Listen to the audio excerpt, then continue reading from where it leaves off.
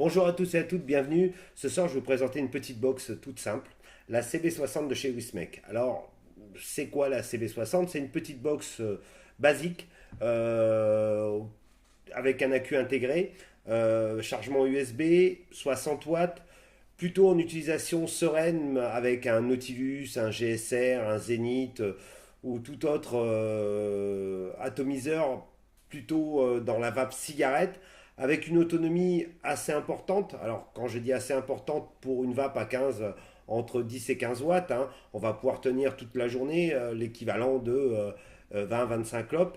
Je vais vous la présenter tout de suite. Déjà son emballage, hein, l'emballage de chez Wismec, CB60. Hop. À l'intérieur, vous allez retrouver le classique, la petite dock, le petit câble USB qui est d'ailleurs assez long, ce qui est surprenant. Habituellement, on nous habitue à des câbles de 50 cm. Là, on a un câble qui fait presque 1 mètre. Donc ça, c'est bien. Chargement USB sur l'avant de la box. Voici la petite box, hein. Toute simple, hein, un revêtement métal. Il existe 5-6 couleurs. On va du cuivré, du couleur métal.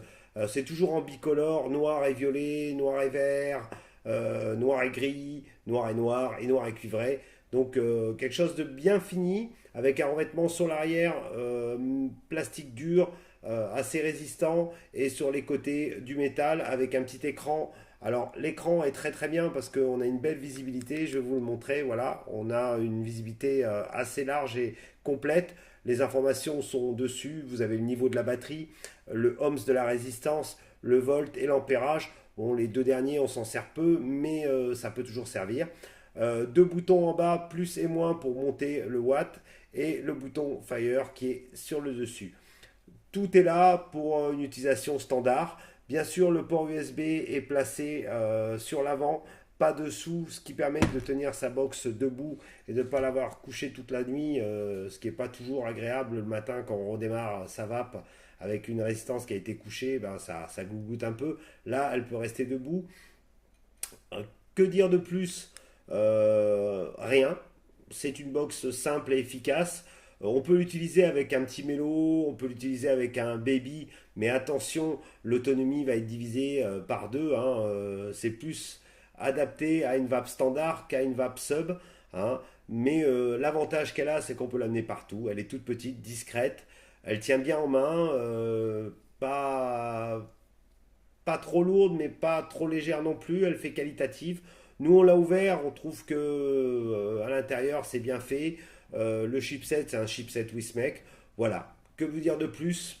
C'est une bonne petite box pour un setup de la journée, pour aller au boulot, pour avoir quelque chose de pratique.